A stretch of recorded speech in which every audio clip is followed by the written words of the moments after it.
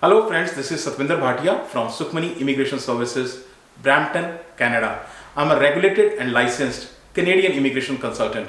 Today's video is very special because yet another express entry draw came today. So I'll be sharing the entire results and detailed analysis of this express entry draw. Before that, if you have not subscribed to the channel so far, please consider subscribing. We talk a lot about Canadian news, update, tips, tricks on this channel.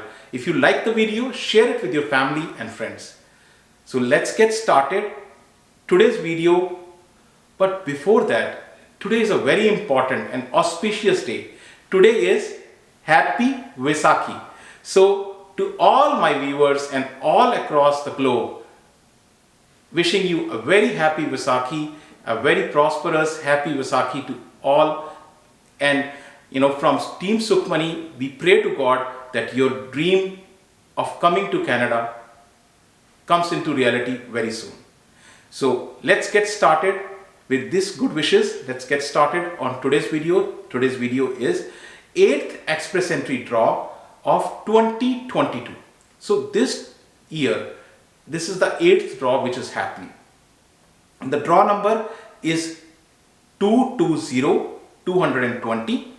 Now, this is from the government website, the information, April 13th, today the draw happened. And what are the information which is there, I'm sharing in form of a complete analysis over here. So what are the highlights of this draw? The draw happened on 13th April, Wednesday, which is today, and total number of candidates invited are 787. Here I'm taking a brief pause. You see the number of candidates have reduced. Mostly in previous draws there were around 900, 800, 1000 candidates. This time the number of candidates have reduced. So only 787 candidates were called. And again, as all the previous draws, this is a PNP draw. So only PNP candidates were invited. The CRS cutoff score was again almost close to the last time. It was 782. It decreased by just 3 points. So not much decrease, but just the 3 points of decrease is there. Tie-breaking rule is of April 7th, 2022. Now, as I say, this is only a PNP draw. Again, from the government website, this is the information. All the 787 candidates were having PNP nomination, which means they all got 600 score because of the PNP nomination. So it is very important to do the maths. What maths? Need to understand that CRS score was of the person who got the nomination or the invite was 782, and each person was having having PNP nomination.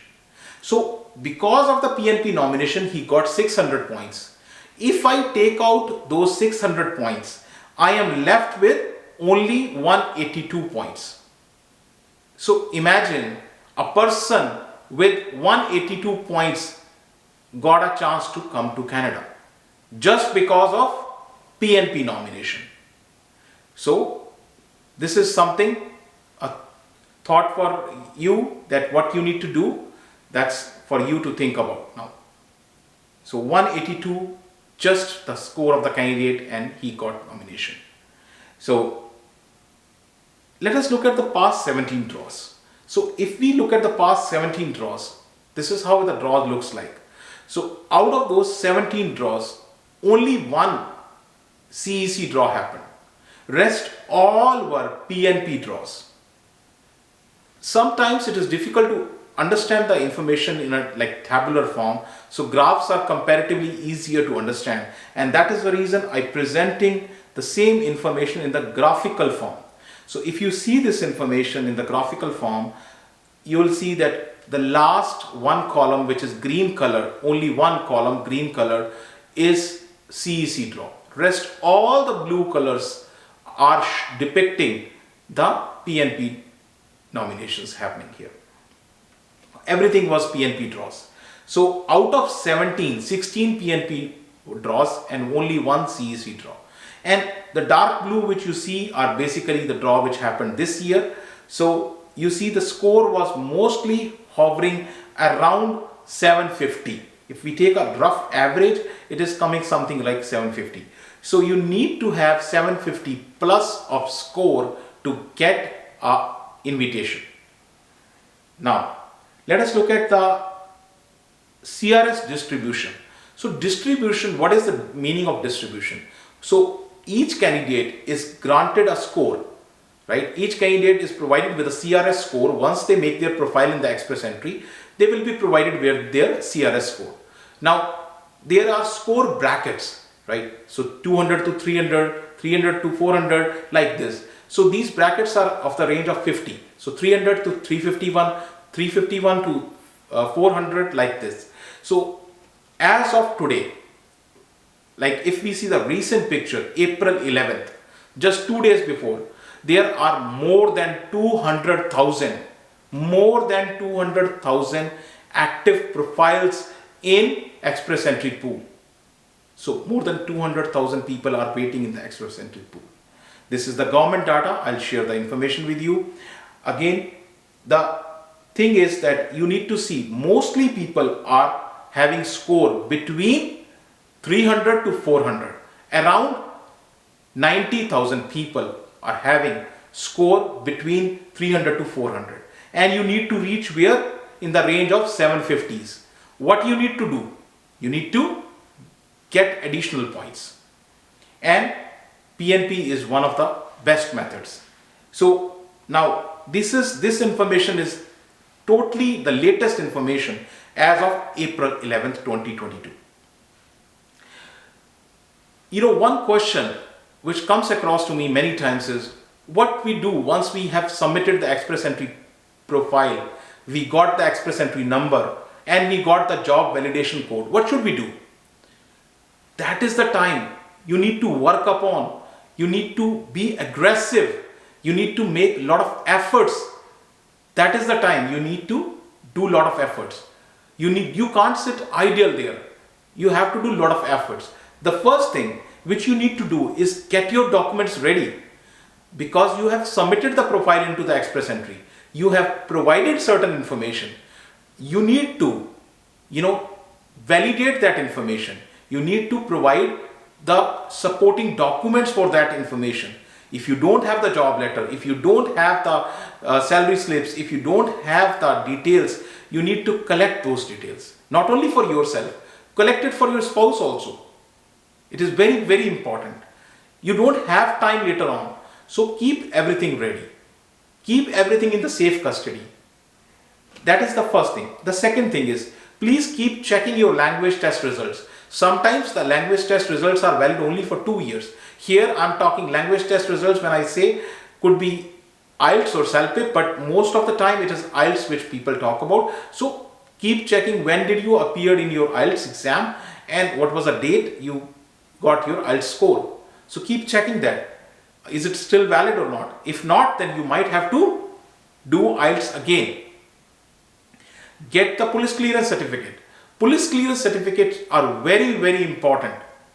So, and this is a big trouble for people who have a very strong travel history.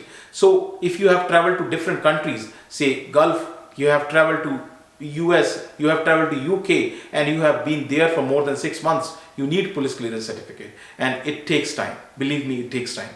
So, you need to get those. And government has provided you with a job validation code. What is the purpose of that? The purpose of that is that you keep searching the jobs on the government website, on the Workopolis, on monster.ca. Keep searching jobs. That is the purpose of the job validation code. You get the job, you will get extra points. Plus, you will have something to start your life immediately here in Canada. So, finding a job is a job in itself.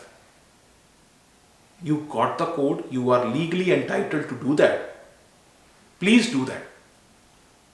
Improve your score. Well, I have in my previous videos also mentioned the ways you can improve your score. You can do it through you getting a PNP nomination, getting a job, improving, learning French. You can do it by improving your IELTS score. You can do it by encouraging your spouse to go for IELTS exam. All these things you can do to improve your score. You can even study for higher education, right? That may also give you additional points. Keep your profile updated. That's the important thing. And make arrangement for settlement funds. Now, settlement funds are very, very important. You can't just beg, borrow or steal money from somewhere and put it in your bank. You need to provide a history. How the money came into your account. How you legally, word is legally earned. Two words, legally and earned. How you legally earned the money. That way you can show the settlement funds. Not just, oh, I'll borrow it from my friend. Okay, you give me 5 lakhs, you give me 10 lakhs, I'll put it in the bank account. Good, I'll take a statement, show it to the visa officer. Do you think visa officers are fool? So you need to provide that history. Okay, and one additional thing which you can do if you have not done so far is subscribe to our channel. We share a lot of information on Canadian immigration news and updates so that you can benefit also. And those who have got ITA, congratulations. You can, if you need any kind of help or any information, you can reach out to our office. Our office is located in Brampton and email ID and phone numbers are shared here with you. Once again, if you have not subscribed to the channel, please do so. Thank you for watching the video. Thanks again. Thank you.